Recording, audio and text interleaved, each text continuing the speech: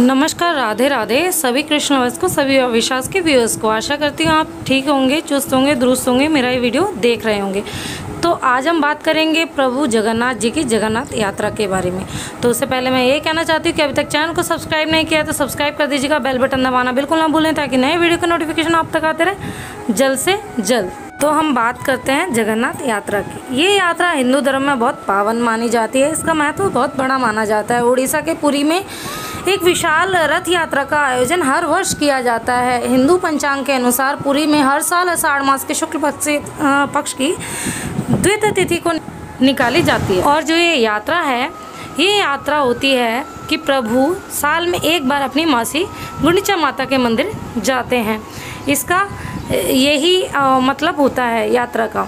तो दुनिया भर में ये यात्रा बहुत प्रसिद्ध मानी जाती है। लाखों श्रद्धालु दुनिया भर से इस यात्रा में शामिल होते हैं। माना जाता है कि इस रथ यात्रा में प्रभु जी के रथ का रसा जो खींचता है उसको मोक्ष की प्राप्ति होती है, उसके जन्मों जन्मांतर के पाप कट जाते हैं। और इसकी जो पहले से ही बहुत ज़्यादा तैयारियां की जाती हैं उड़ीसा में। तो यात्रा के लिए गुंडिचा माता के मंदिर में प्रभु जी के विश्राम के लिए जिस विश्राम स्थान का सफाई की जाती है उसे गुंडिचा मार्जन के नाम से जाना जाता है। और सफाई का जल इंद्रद्युम्न सरोवर से लाया जाता है।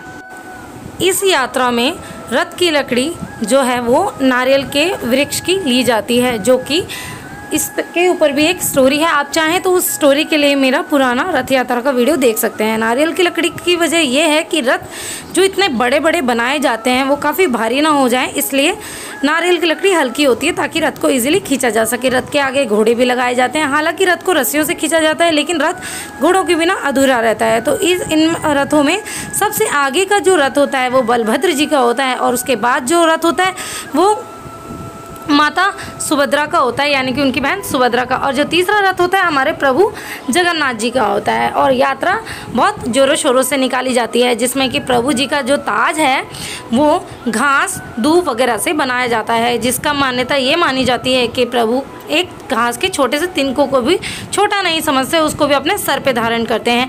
प्रभु जी हर ऊंचता नीचता से परे हैं। और इस यात्रा से पहले वहाँ का राजा जो है वो सोने की हत्ती वाली झाड़ू से झाड़ू लगाता है और सोने का पोछा लगाता है। उसके बाद ही ये यात्रा निकलनी प्रारंभ होती है। इस यात्रा को एक बार रोका जाता है पोरा पीठा खाने के लिए, यानी कि प्रभु जी को खिलाने के लिए। पोरा पीठा प्रभु जी की फेवरेट व्यंजन मानी जाती है। उसके बाद जो रथ जाता है वो आगे गुंडिचा माता मंदिर तक खींचा जाता है। लेकिन उससे पहले भी एक ट्विस्ट है। यात्रा से पहले जो है रथ को एक मुस्लिम भक्त की मजार पर रोका जाता है। अब प्रभु जी का भी मुस्लिम भक्त, हाँ जी, जैसे कि आपने सुना है रसखान जी का नाम और जैसे कि कसाई सदना का नाम, वैसे ही एक भक्त रहे हैं साल्वेग नाम के।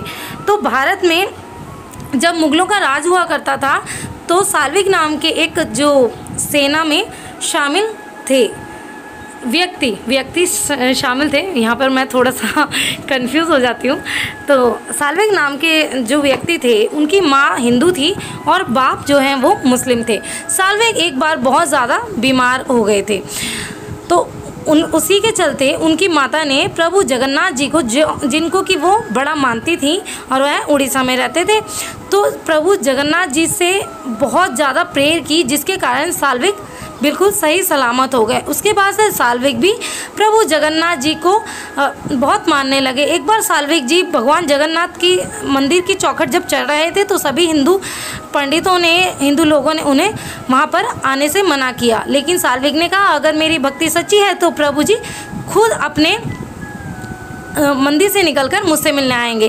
तो जभी से जो है, वैसे तो अपने सभी भक्तों से मिलने भक्तों के बीच साल में एक बार रथ यात्रा के दौरान प्रभु जी आते हैं। तो वहीं साल्वेग जी का जो रथ है उस इंसिडेंस के बाद जब पहली बार रथ यात्रा निकली, यानी कि रथ यात्रा तो सालों साल निकलती आ रही है, लेकिन जब उस इंसिडेंस के बाद निकली तो प्रभु जी का रथ जो है साल्वेग जी के मजार पर अपने आप रुक गया।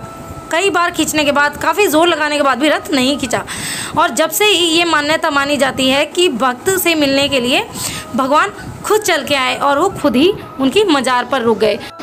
तब से ही ये रिवाज बन गया है कि उस मुस्लिम भक्त की मज़ार पर यानी कि साल्वेक जी की मज़ार पर प्रभु जी का रथ एक बार ज़रूर रोका जाता है। और मान्यता ये भी है कि जगन्नाथ रथ यात्रा के दिन बारिश भी ज़रूर आती है, चाहे वो हल्की हो चाहे भारी हो। ये भी प्रभु जी के खुश होने का संकेत होता है और इस पर सभी लोग बहुत आनंद उठाते हैं और वहाँ पर भीड़ भी इतनी होती है जिसके चलते सिक्योरिटी भी बढ़ा दी जाती है। इसके बाद 8 दिन बाद वापस आती है रथ यात्रा, क्योंकि देवशयनी एकादशी पर देव सो जाते हैं, तो उस देव के सोने से पहले प्रभु जी को वापस मंदिर में लाया जाता है। तो ये है रथ यात्रा। तो आप भी घर ही में रथ यात्रा मना सकते हैं, क्योंकि पूरी तो हर कोई जा नहीं पाता है। तो आप प्रभु जी को सुबह स्नान कराइए, आरती कीजिए, भोग लगाइए और प्रभु जी की सुंदर सा रथ बना के रथ यात्रा निकालिए। राधे राधे, जय जगन्नाथ।